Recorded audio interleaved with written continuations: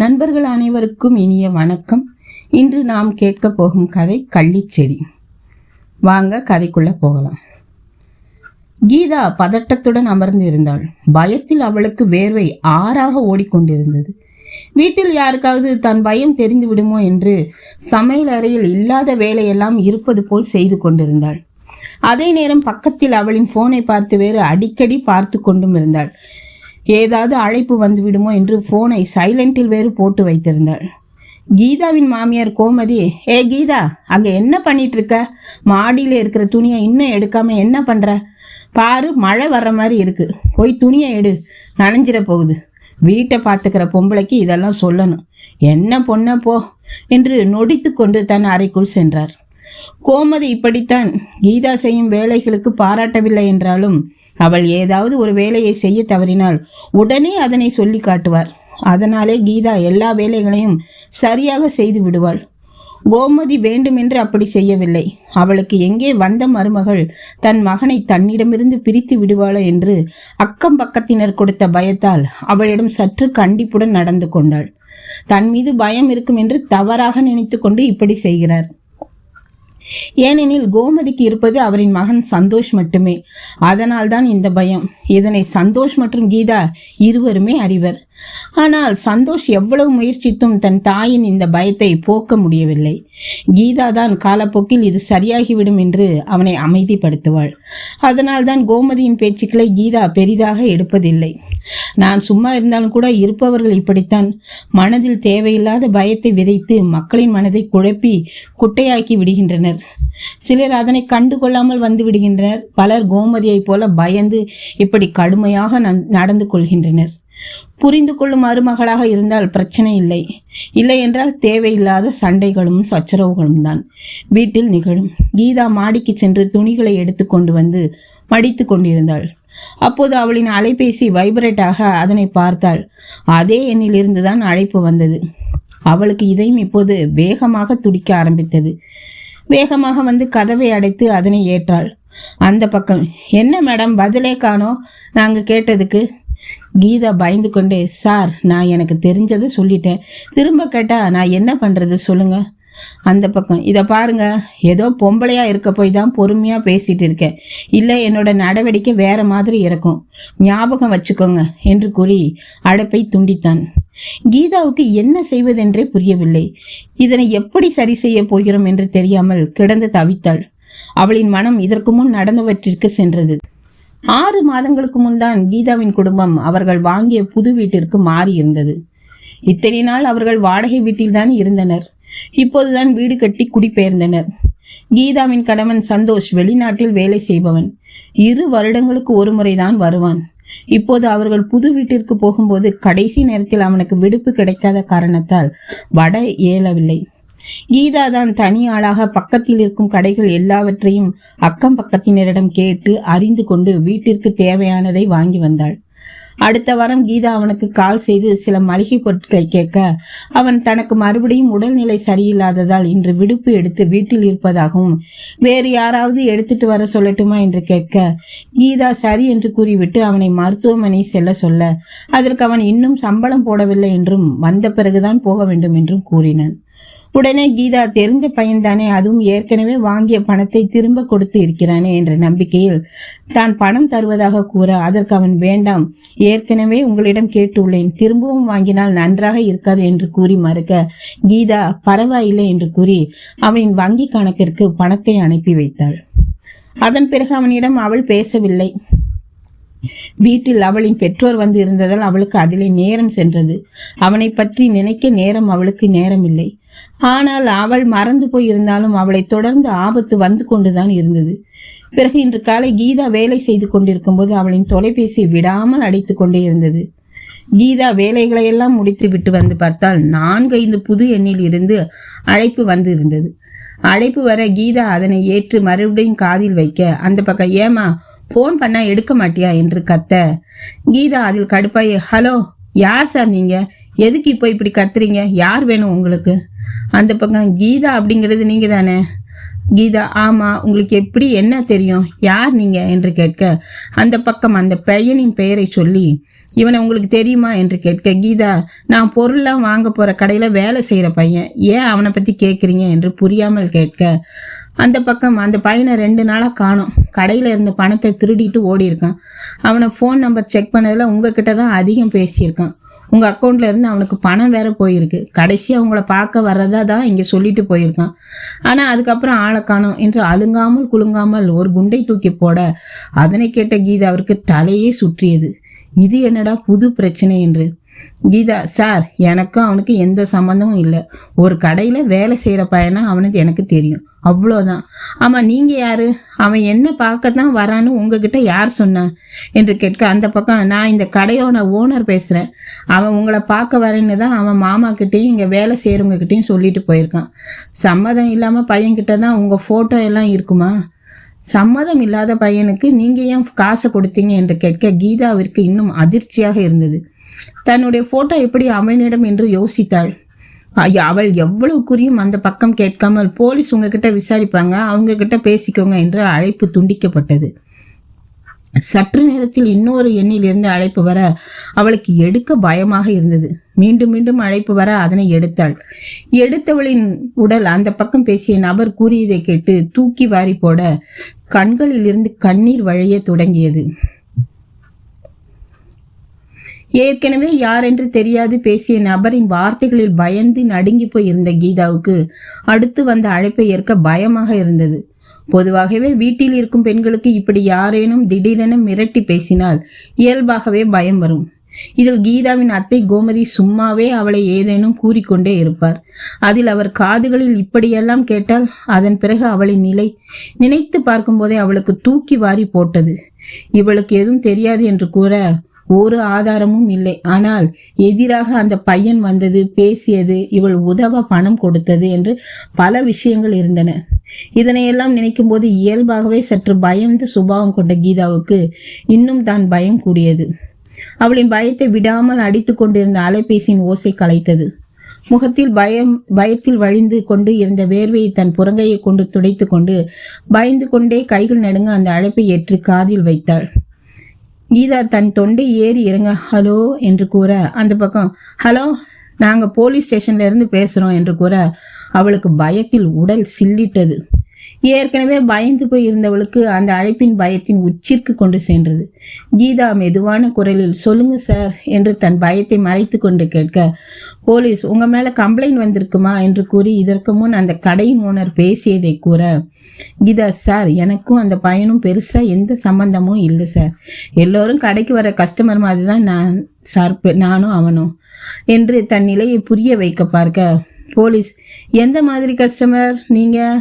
சாதாரண கஸ்டமர் யாரும் பணம் எல்லாம் கொடுத்தும் அவங்க ஃபோட்டோ கொடுத்தும் நான் இது வரைக்கும் பார்த்ததில்லை. ஒருவேளை உங்கள் 2 பேருக்கு எதனா என்று இழுத்து அசிங்கமான அர்த்தத்தில் கூற கீதாவிற்கு அதனை கேட்டு அழுகையே வந்து விட்டது. நம்மை பற்றி அசிங்கமாக பேசினால் அதனை யாரால் தாங்கிக் கொள்ள இயலும்? மற்ற நேரமாக இருந்தால் கீதா தான் இப்படி பேசியதுக்கு ஏதேனும் கூறியிருப்பாள். ஆனால் தற்போது அவளுக்கு இருக்கும் பயத்தில் அவளால் அழுக மட்டுமே முடிந்தது. கீதா, சார், இப்படி வீணா பேசாதீங்க. நான் என் ஃபோட்டோ யாருக்கும் தரலை, அண்ட் அவனுக்கு பணத்தை கடனாக தான் கொடுத்தேன் என்று திரும்ப திரும்ப அதையே கூறினாள். போலீஸ் அதனை கேட்டு ஏளனமான குரலில், கடனா? யாருன்னு தெரியாத ஒருத்தருக்கு அது எப்படி இந்த காலத்தில் பணத்தை தூக்கி கொடுத்துட்டீங்க? அந்த அளவுக்கு நல்லவங்களா நீங்கள்? இல்லைன்னா அவ்வளோ பணம் கொட்டி கிடக்குது அவங்கக்கிட்ட. இதை பாருங்க, ஒழுங்காக அவன் எங்கன்னு சொல்லுங்கள், இல்லை வீட்டுக்கு வந்து உங்களை நேரில் விசாரிக்க வேண்டியதாக இருக்கும் என்று மிரட்டி விட்டு அழைப்பை துண்டித்தார். கீதா இதனையெல்லாம் கேட்டு தலையில் இடியே விழுந்தது போல தலையில் கை வைத்து அமர்ந்து விட்டாள். இதெல்லாம் தன் கணவனுக்கு இல்லை தன் மாமியாருக்கு தெரிந்தால் என்ன நினைப்பார்கள் என்று வருந்தி பயங்கி நடுங்கினாள். அந்த போலீஸ் சொல்வது போல் தன்னை தவறாக தானே நினைப்பார். சும்மாவே தன்னை ஏதாவது விஷயத்தில் குறை சொல்லும் தன் மாமியார் இதனை அறிந்தால் தன் வீட்டை விட்டு போக சொல்லவும் தயங்க மாட்டாரே. எனக்கு ஏன் இந்த நிலைமை, கடவுளே என்று வருந்தி அழுதி கரைந்தாள். கீதா இதனை தான் தற்போது நினைத்து கொண்டு அமர்ந்திருந்தாள். அவளுக்கு பயத்தில் மூளை சற்றும் வேலை செய்யவில்லை. யாரேனும் வீட்டு வாசலில் வந்து நின்று ஏதேனும் விசாரிக்கின்றோம் என்று கூறி தவறாக ஏதேனும் பேசி விடுவார்களோ என்று பயந்து கொண்டு இருக்கும் வேளையில் சரியாக அப்போது யாரோ காலிங் பெல்லை அடிக்கும் சத்தம் கேட்க, யாரோனும் இதனை பற்றி விசாரிக்க வந்து விட்டார்களா என்று பயந்து நடுங்கினாள். வெகு நேரமாக அடிக்கும் அழைப்பு மணி ஓசையில் இதயம் தடதடக்க சில்லிட்டு போய் ஈரமாக இருந்த தன் பாதத்தை அந்த டைல்ஸ் தரையில் பதிந்து கொண்டு கைகள் நடுங்க கதவில் இருந்த தாழ்பாலை திறக்க எதிரே இருந்தவ பார்த்தவளின் கண்கள் அதிர்ச்சியில் விரிந்தது.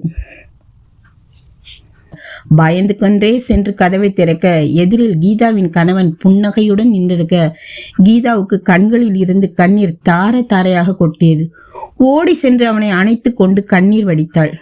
அவள் இருக்கும் நிலைக்கு அவளுக்கு ஆறுதல் கூட யாரும் இல்லை.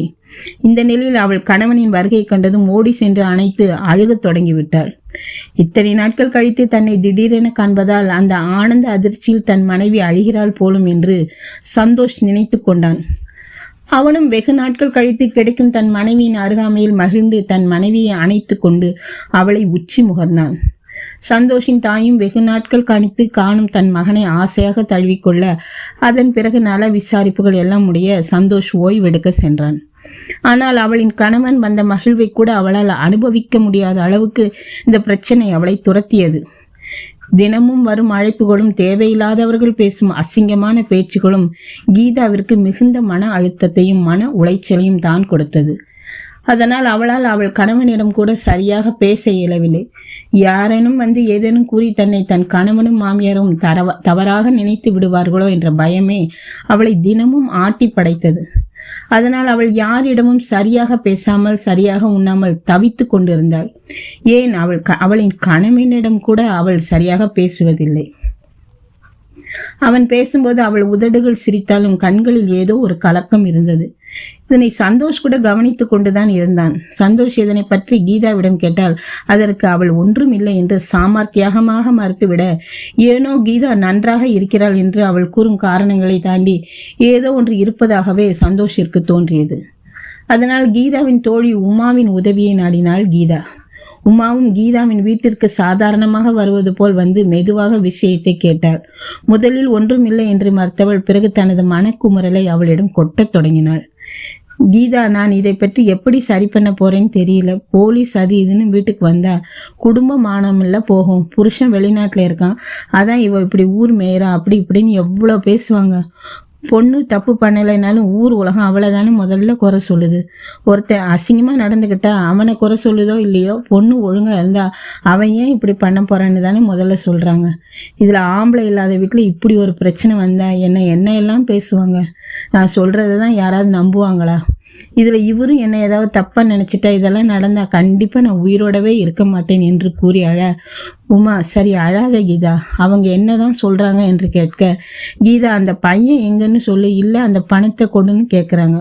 3 லட்சம் ரூபாய்க்கு நான் எங்கே போவேன் என்று கேட்க, உமா சரி விடு, எல்லாம் சரியாயிடும், இதுக்கு ஏதாவது ஒரு வழியை கண்டுபிடிக்கலாம் என்று கூறி அவளை ஆறுதல் படுத்திவிட்டு உமா அங்கிருந்து கிளம்பினாள். உமா கூறுவதை கேட்டு சந்தோஷ் என்ன செய்ய போகிறான்? தன் மனைவியை நம்புவானா அல்லது அவள் பயப்படுவதைப் போல அவள் மேல் சந்தேகம் கொள்வானா என்ற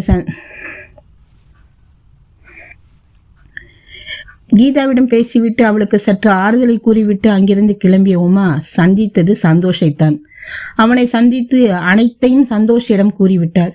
இதனை கேட்ட சந்தோஷிற்கு கூட அதிர்ச்சியே. ஆனால் தன் மனைவி ஏதோ ஒரு சிக்கலில் மாட்டியிருக்கிறாள் என்று மட்டும் அவனுக்கு புரிந்தது. பிறகு அவனே தனக்கு தெரிந்த ஒரு போலீஸ்காரர் மூலம் இதனை விசாரிக்க தொடங்கினான். அந்த கடையில் சென்று கேட்டதற்கு அந்த பையன் வேலையை விட்டு நின்று விட்டதாக கூறி பணம் எதுவும் திருடு எல்லாம் செல்லவில்லையே என்று கூற, அப்போது இது யாரோ வேண்டுமென்றேதான் செய்கிறார்கள் என்று புரிந்து கொண்ட காவல் அதிகாரிகள் மேலும் அவர்களை பற்றி விசாரிக்க ஆரம்பித்தனர். அந்த போலீஸ்காரரின் விசாரணையில் அது மோசடி கும்பல் என்று கண்டுபிடிக்கப்பட்டது. அந்த பையன் கூறியது போல் அவன் ஒன்றும் அனாதை இல்லை. மொத்த குடும்பமும் சேர்ந்துதான் இந்த வேலையை செய்கிறது. அவர்கள் ஊராக சென்று இப்படி ஏதேனும் ஒரு கடையில் வேலைக்கு சென்று கொண்டு அங்கு ஆம்பளைகள் இல்லாத வீடாக பார்த்து அந்த பெண்களை குறிவைத்து அவர்களின் அனுதாபத்தை சம்பாதிப்பர். பிறகு அவர்களின் அலைபேசி எண்ணை பெற்றுக்கொண்டு நல்லவர்கள் போல் பேசுவர். வாட்ஸ்அப்பில் அவர்கள் வைக்கும் போட்டோக்களை வாட்ஸ்அப்பில் சேவர் மூலம் பதிவிறக்கம் செய்து கொள்வர். ஏனெனில் இவர்களிடம் அவர்கள் நெருக்கமாக இருக்கின்றனர் என்று காட்டுவதற்காக. பிறகு ஒரு நாள் இப்படி அந்த நபர் பணத்தை திருடி விட்டதாகவும் அதற்கு அந்த பெண்தான் காரணம் என்று கூறி அவளை தொந்தரவு செய்வர். ஒரு நிலைக்கு மேலே குடும்ப மானம், தன்னுடைய மானம் என்று அனைத்தும் அந்த பெண்ணை வதைக்க அந்த திருடு போனதாக கூறிய பணத்தை அந்த பெண்ணே கொடுத்து விடுவாள். இவர்களும் பணம் கிடைத்த மகிழ்வில் வேறு ஊருக்கு சென்று மறுபடியும் தங்கள் மோசடி வேலையை ஆரம்பிப்பர். அப்படித்தான் கீதாவும் மாட்டிக்கொண்டாள். இதுவரை யாரும் அவர்களின் மீது புகார் கொடுக்காததால் அவர்கள் சுதந்திரமாக இதனை செய்து வந்தனர். ஆனால் பல நாள் திருடன் ஒரு நாள் அகப்படுவான் என்று மறந்தனர் போல. இதனை அறிந்த சந்தோஷ் அவர்களை பிடிக்கும்படி அந்த போலீஸ்காரரிடம் உதவியை வேண்ட அவர்களும் 2 நாளில் அந்த மோசடி கும்பலை பிடித்து விட்டனர். அவர்களை பிடித்துவிட்ட செய்தியை கேட்டதும் சந்தோஷிற்கு அப்போதுதான் மகிழ்வாக இருந்தது. ஏனெனில் தான் வந்ததில் இருந்து தன் மனைவியை கவனித்து கொண்டுதான் இருக்கிறான். எப்போதும் புன்னகையுடன் வலம் வருபவள் இப்போது ஒருவித பயத்துடனே திரிகிறாள். யாரேனும் கதவை தட்டினால் போலீஸ் ஏதேனும் வந்துவிட்டதா என்று பயந்து நடுங்குவதை பார்க்கும்போது சந்தோஷத்திற்கு கவலையாக இருந்தது. இரவு டிவி பார்த்து கொண்டு இருக்கும்போது அந்த கும்பலை பிடித்த செய்தி வரும்போது டிவியின் சத்தத்தை சற்று கூட்டி வைத்து தன் மனைவியிடம் தனக்கு தண்ணீர் எடுத்துக்கொண்டு வருமாறு கூறி அதனை பார்க்க செய்தான். அந்த செய்தியை கேட்ட கீதாவிற்கு பேரதிர்ச்சியாக இருந்தது. எவ்வளவு பெரிய மோசடி வேலைகளை எல்லாம் செய்து இருக்கிறார்கள், தானும் இதில் விழ பார்த்திருக்கிறோமே, இப்படியுமா ஒருத்தரை ஏமாற்றுவார்கள் என்று நினைத்தாள். இவர்களால் அல்லவா நான் இத்தனை நாட்கள் நிம்மதியை இழந்து என் கணவரிடம் கூட சரியாக பேச முடியாமல் பொய்யாக சிரித்து வந்தேன். நல்ல வேளை கடவுள் தன்னை காத்துவிட்டார் என்று உள்ள மகிழ்ந்து உடனே பூஜை அறைக்கு சென்று கடவுளுக்கு நன்றி சொல்லிவிட்டு மகிழ்வுடன் மீதி இருக்கும் வேலைகளை செய்ய சொன்னாள். கோமதி உறங்க சென்றதும் சந்தோஷ் சமையலறைக்கு சென்று அங்கு கீதா எல்லாவற்றையும் சுத்தம் செய்து கொண்டிருந்தாள். சந்தோஷ் அவளை பின்னில் இருந்து அணைக்க கீதா அப்போதுதான் தன் கணவனின் தொடுதலை மகிழ்வாக உணர்ந்தாள். இத்தனை நாட்கள் அவள் அருகில் இருக்கும்போது இவளுக்கு இருக்கும் பயத்தில் ஏதேனும் காரணம் சொல்லி விலகி விடுவாள். இப்போது அவன் அணைக்க இவள் முகத்தில் புன்னகை குடிக்கொண்டது. சந்தோஷ், கொடு கீது குட்டி, நான் பண்றேன், நீ எவ்வளவு வேலை செய்வ என்று கூறி அவன் சுத்தம் செய்ய தொடங்கினான். கீதா அவனின் அருகில் நின்று கொண்டு அவனைத்தான் புன்னகையுடன் பார்த்து கொண்டிருந்தாள். சந்தோஷ் எல்லாத்தையும் சுத்தம் செய்து முடித்து கை கழுவி வர கீதா அவனை அணைத்து அவன் இதழில் முத்தமிட்டாள். தன் மனைவியாக வெகு நாட்களுக்கு பிறகு தரும் முத்தம் என்பதால் அதனை அனுபவித்தவன் அவள் விலக பார்க்கும்போது இவன் அதனை தொடர்ந்தான். பிறகு அவளை தன் கைகளில் அள்ளிக்கொண்டு தன் அறைக்கு சென்று கதவை அடைத்தான். ஒரு கணவனாக தன் மனைவியின் பிரச்சனையை அறிந்து அதனை தீர்த்து வைத்து தன் மனைவியை சந்தோஷப்படுத்தி விட்டான். அதே நேரம் பெண்களுக்கு தெரியாத நபரிடம் பழகும்போது பார்த்து பழக வேண்டும். அட்லீஸ்ட் வீட்டில் இருப்பவர்களிடமாவது மறைக்காமல் சொல்ல வேண்டும். ஏனெனில் நாளை ஏதேனும் பிரச்சனை வரும்போது எல்லா இடத்திலும் நம்மால் தனியாக சமாளிக்க முடியாது. இப்படியும் சில மோசடி கும்பல் நடுத்தர வர்க்கத்தின் குடும்ப மானத்தை மையமாக வைத்து தங்கள் திருட்டு வேலைகளை செய்வதால் நாம் தான் உஷாராக இருக்க வேண்டும். இப்படிப்பட்ட கள்ளிச்செடிகள் நம் வாழ்வில் வராமல் நாம் தான் பார்த்து கொள்ள வேண்டும். இக்கதையை கேட்டமைக்கு நன்றிகள் பல. நன்றி, வணக்கம்.